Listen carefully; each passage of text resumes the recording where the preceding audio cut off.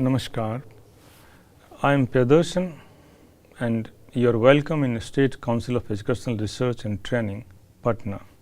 So, hello children. In the last classes, we have studied about reported speech or narration. You must be knowing this, and hopefully you all must have worked very hard. You must have practiced, and I am pretty sure you must have understood the topic which we discussed last time. तो बच्चों, मुझे यह पूरा उम्मीद है कि आप लोग अभ्यास किए होंगे रिपोर्टेड स्पीच का लास्ट क्लासेस के बेसिस पर, उसके आधार पर, और मैं ये कह सकता हूँ कि आप उसे बेहतर समझ पाए होंगे।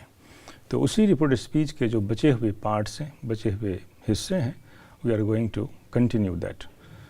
Yeah, so in the last class we are dealing with question sentences or interrogative sentences, no? So in the interrogative sentences, as I said, that interrogative sentence has two parts. One part begin with helping verb or verb to be, and another part begins with WH family like who, what, when, where. So we had done up to this, नहीं? आपको याद होगा कि हम लोगों ने यहाँ तक कर लिए थे, एक सेंटेंस को भी डील किए थे और बचे हुए जो सेंटेंसेस हैं उसको हम लोग अभी समझने जा रहे हैं. तो एक सेंटेंस को फिर से देखें आप, बहुत ही कॉमन सेंटेंस है.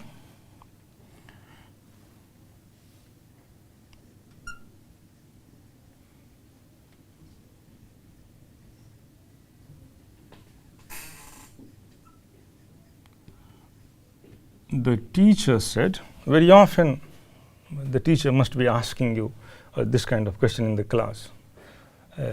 शिक्षकगण अक्सर ये सवाल हमेशा क्लास में करते हैं. The teacher said, have you done your homework?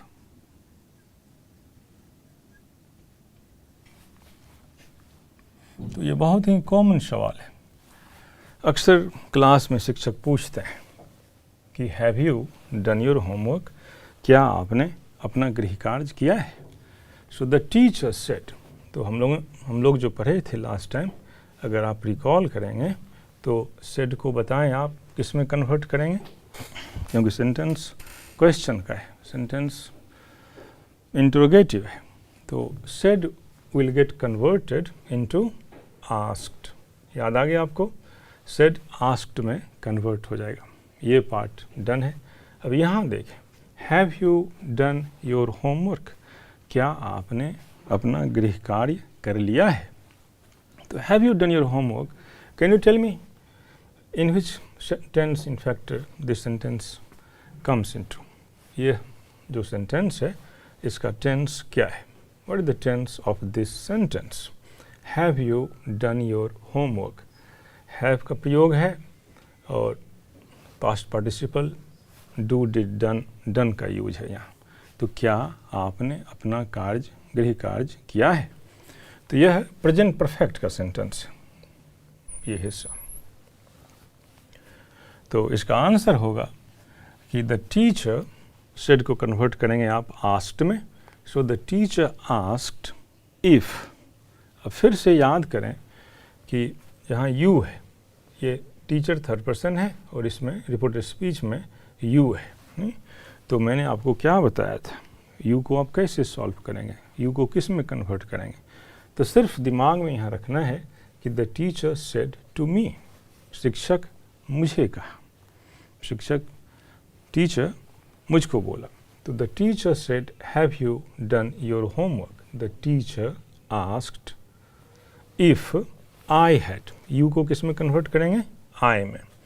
और ये जो पार्ट है, जो क्वेश्चन है, जो सवाल है, तो इसको आप कन्वर्ट करेंगे सरल वाक्य में, सिंपल सेंटेंस में, नहीं. तो have you done your homework, आप सिर्फ इस हिस्से को देखें, इस पार्ट को देखें, have you done your homework. इसको अगर आप सिंप्लीफाई करेंगे, इसको अगर स्टेटमेंट में कन्वर्ट करते हैं तो ये हो जाता है, क्योंकि स्टेटमेंट जब बनाएंगे तो सब्जेक्ट पहले आ जाएगा. तो you have done your homework, नहीं. तो इसका आंसर होगा the teacher said if I had done my homework. The teacher asked, चलिए इसको मैं लिख देता हूँ।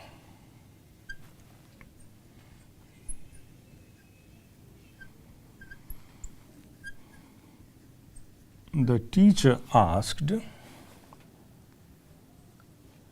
if I had done my homework। अच्छा, इसमें बच्चों इसमें एक सवाल ये उठता है, ये हैड कहाँ से आ गया? आप ये मुझसे भी पूछ सकते हैं और खुद से भी पूछ सकते हैं कि इधर तो हैव था और यहाँ हैड कैसे हो गया। नहीं तो आप याद करें अगर रूल्स को, तो उसमें मैंने आपको ये बताया था कि जो प्रेजेंट परफेक्ट है वह पास्ट परफेक्ट में कन्वर्ट हो जाता है। Present perfect changes into past perfect. So when you right had done, it becomes the sentence of past perfect, and this part is in present perfect. So the teacher asked if I had done my homework. This is the right answer. So hopefully you must have got it. Now see another sentence. Another sentence of WH. No? So in the WH family, let us see the first sentence. Very common sentence. I am using only common sentence of day-to-day life. So the police said. The police said. देखें कितना छोटा sentence है। What's your name? ये what's, ये is भी आप इसे is he पढ़ेंगे, व्हाट इज है, ठीक है। तो ये पुलिस के लिए बहुत कॉमन सेंटेंस है कि जब किसी अजनबी इंसान को पुलिस देखती है तो वह सवाल करती है, तुम्हारा नाम क्या है? The police said what's your name? तुम्हारा क्या नाम है? पुलिस ने पूछा। तो सोचें कि द पुलिस सेड, इसका टेंस क्या है? ये सिंपल पास्ट का सेंटेंस है, और व्हाट्स योर नेम यह प्रेजेंट का सेंटेंस है। इतना तो समझ गए होंगे, यह बहुत क्लियर है। तो इसका आंसर देखें, द पुलिस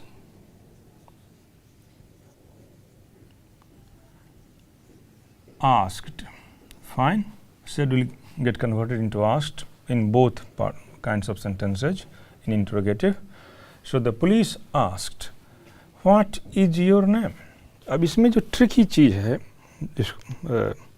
जिसको मैं बार बार रिपीट कर रहा हूँ कि what is your name, इसे आप स्टेटमेंट में कन्वर्ट करेंगे. So it's important to learn how you will convert this sentence into a statement.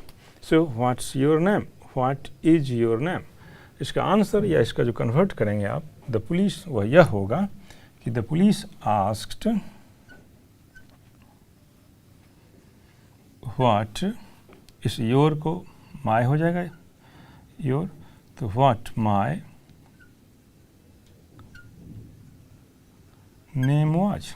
No, very often children, I have found it in the schools, very often children commit mistakes while converting this kind of question into a statement. अक्सर बच्चे इसमें गलतियाँ करते हैं, तो मेरी ये पूरी कोशिश रहेगी कि आप इसमें गलती न करें. So the police said, what's your name? The police asked what my name was. इसी का दूसरा हिस्सा भी देखें.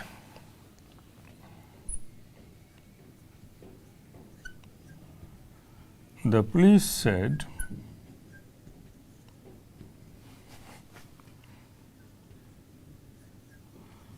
where do you live?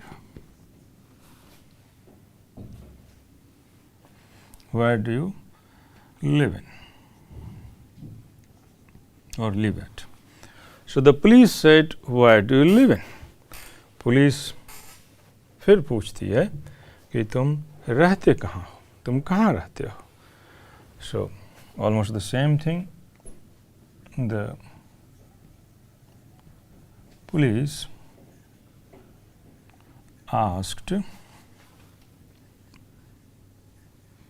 where I lived in. Where do you live in?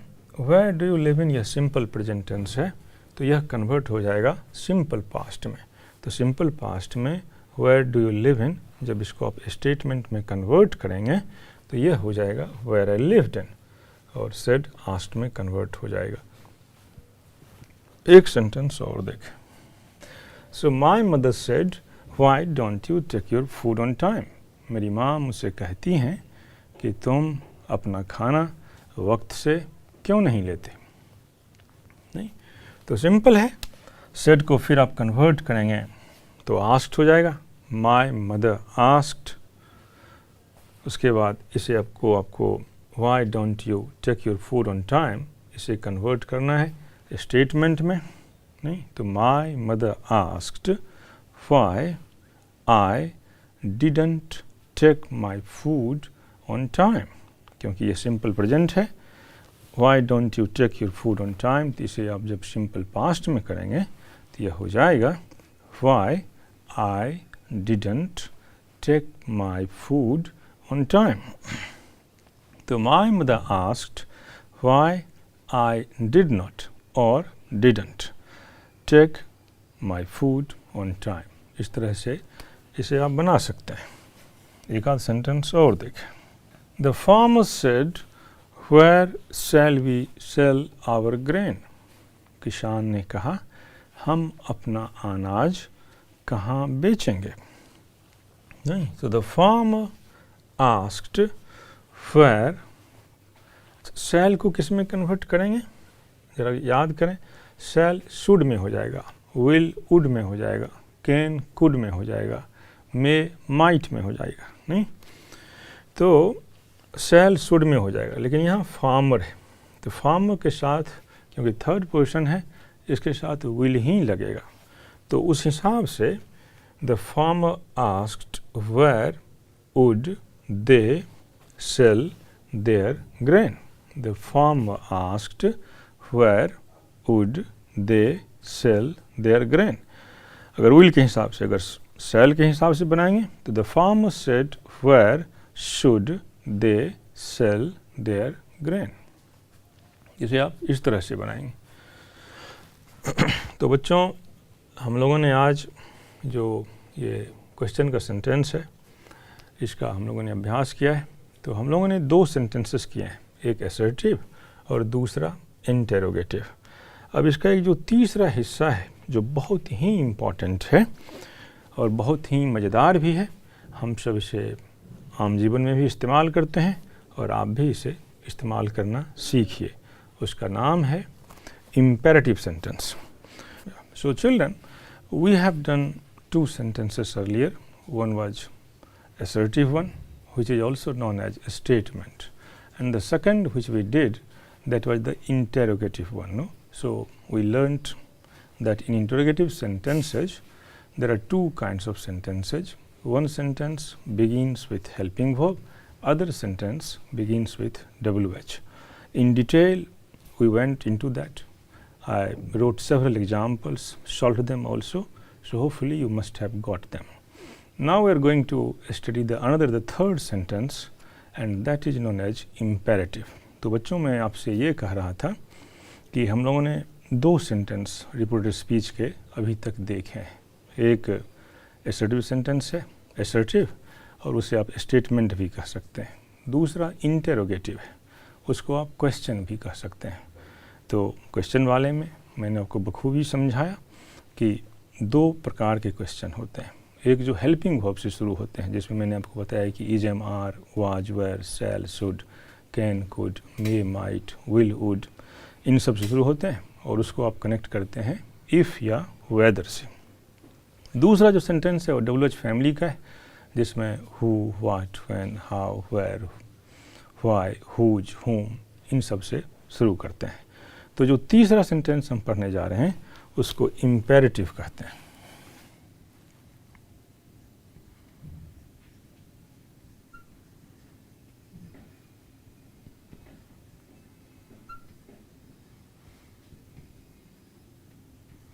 तो इस इम्पेरेटिव सेंटेंस में कई सेंटेंसेस के अंदर हैं। पहला तो आपको मिलेगा कमांड का, जिसको आप ऑर्डर भी कह सकते हैं। ये फर्स्ट इसका वैरायटी है। दूसरा आपको मिल सकता है एडवाइस का, जिसमें आप सलाह देते हैं। तीसरा आपको मिल सकता है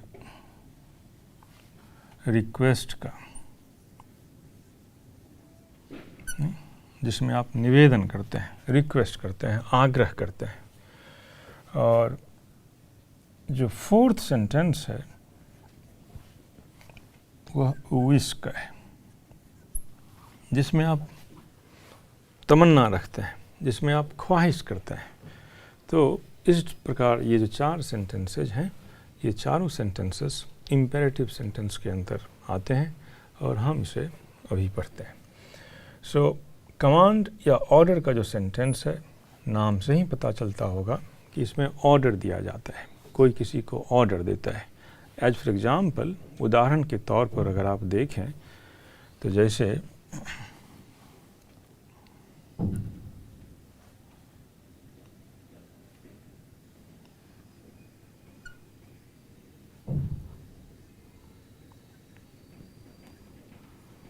the master said,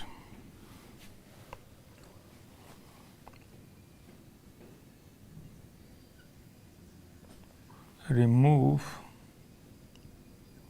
the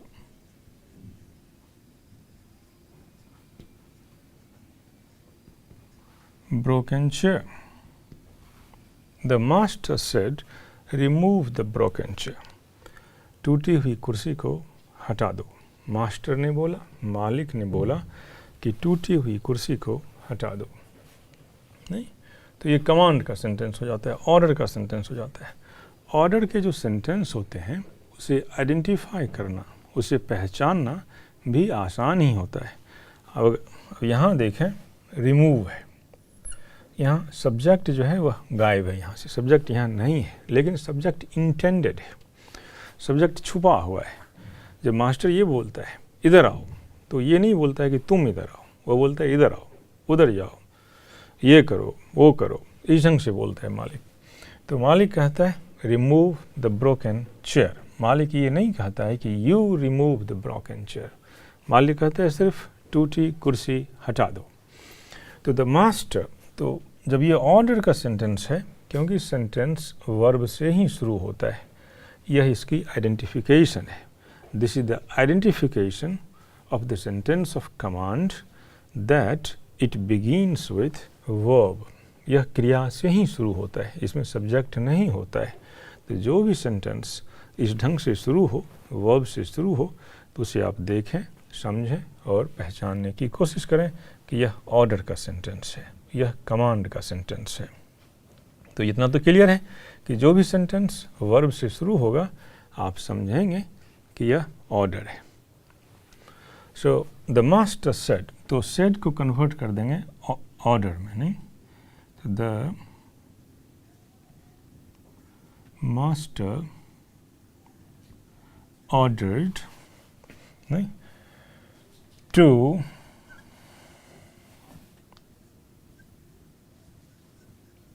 remove the broken chair। बच्चों इसे देखिए कितना आसान है, isn't it? It's so simple to solve it. I think this is the simplest sentence, isn't? यह सबसे आसान सेंटेंस है बच्चों, नहीं है? इसको देखें ज़रा, इसमें हमने क्या किया? इसमें तो हमने कुछ नहीं किया। सेड को ऑर्डर्ड कर दिया, टू से कनेक्ट करते हैं और बाकी ज्यों का त्यों यूँ उसको हम ऊपर से नीचे ले आते हैं। So it's very easy to solve it, very interesting also. So the master said remove the broken chair. The answer will be the master ordered to remove the broken chair. एक और देखें,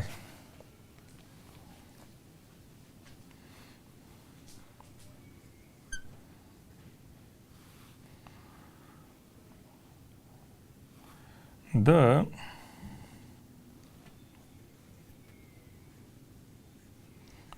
guard said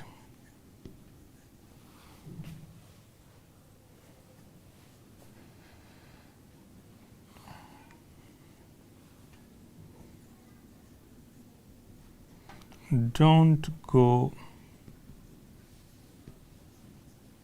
inside, don't go inside the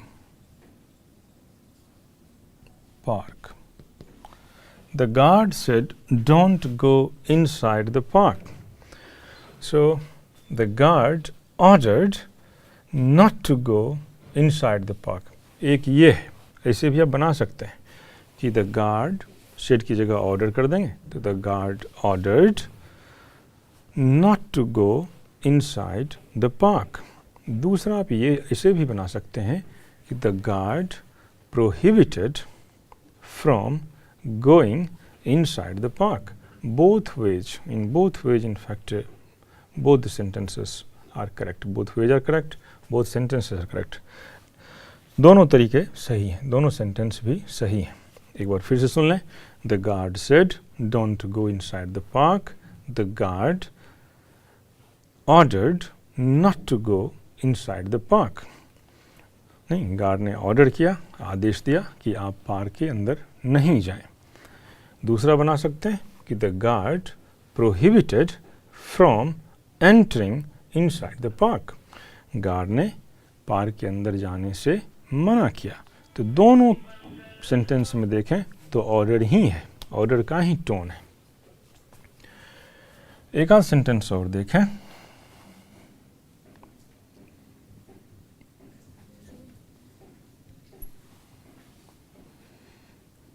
The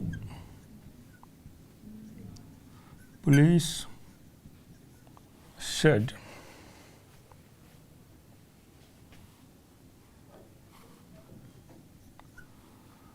to the police said to the thief,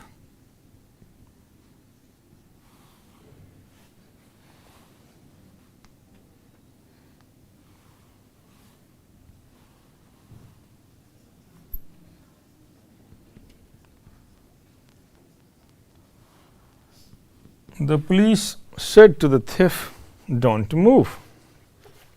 वैसे ये sentence उल्टा भी हो सकता है. The thief can also tell the police not to move. Jokes apart. So the police said to me, the police said to the thief, don't move. Police चोर से कहा, हिलो डुलो मत. तो अब said to the thief है नहीं, तो इसे आप कर सकते हैं कि the police ordered the thief, no? The police ordered the thief not to move. So easy, children, isn't it? कितना आसान है, आप इसे देखें. So the police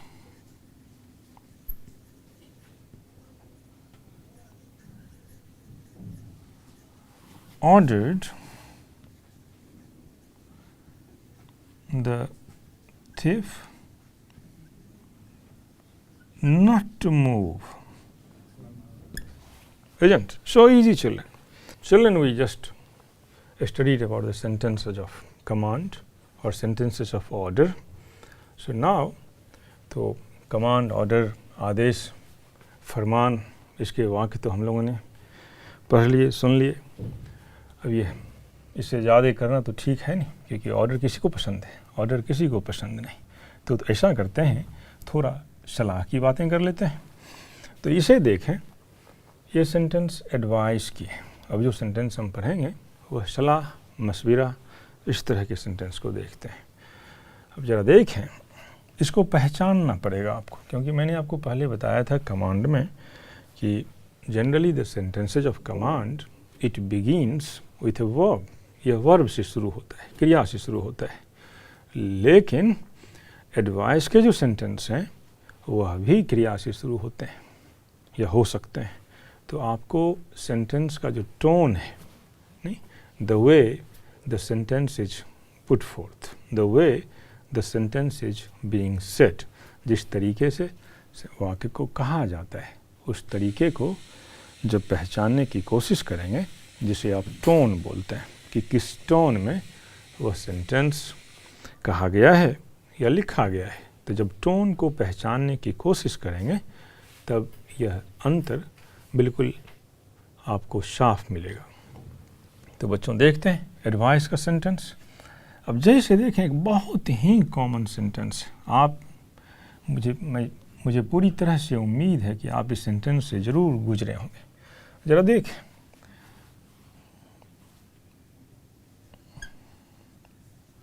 the doctor said take this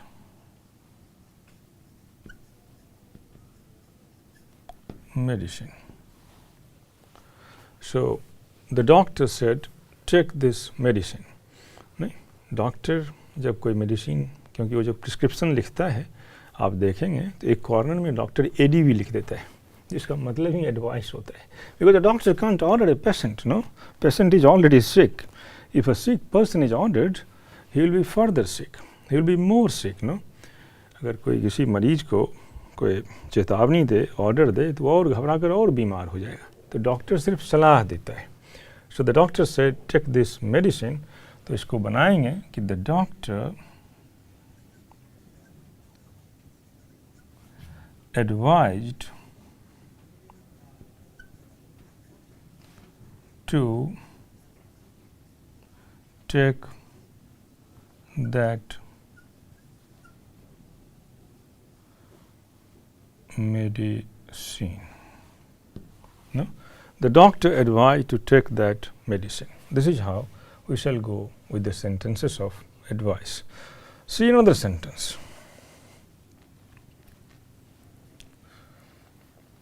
Another sentence of request. जो request के जो वाक्य हैं, नहीं, मैंने आपको पहले बताया कि जो कमांड और एडवाइस के सेंटेंस हैं वह वर्ब से ही शुरू होते हैं, लेकिन सेंटेंस के टोन को समझना पड़ेगा। जब टोन को समझिएगा तो आप समझ पाइएगा कि किस में आदेश है और किस में मशविरा है, किस में सलाह है। तो रिक्वेस्ट को देखें उसी तरह से रिक्वेस्ट में, लेकिन ये फ़ायदा है कि बातें साफ साफ लिखी होती हैं। बहुत कॉमन दो टर्म्स है, प्लीज़ और काइंडली। तो रिक्वेस्ट के सारे सेंटेंस में आपको मिलेंगे एग्ज़ाम में प्लीज़ और काइंडली लिखा हुआ ही मिलेगा क्वेश्चन में। तो जैसे देखें, my friend said please lend me your cycle for a day.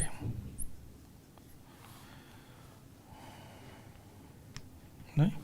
So my friend said, please lend me your cycle for a day. हो सकता है कि आप नई साइकिल खरीदे हों और आपके दोस्त देखा हो, उसका दिल हो गया हो राइड करने का, तो उसने आपको कहा कि please lend me your cycle for a day. तो ये जो प्लीज है, PLEASE, so please lend me your cycle for a day. तो प्लीज को हटाकर आपको सिर्फ इतना करना है कि रिक्वेस्टेड लिख देना है। जैसे देखें,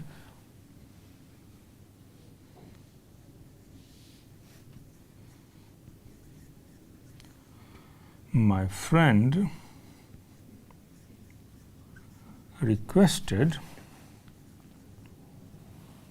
me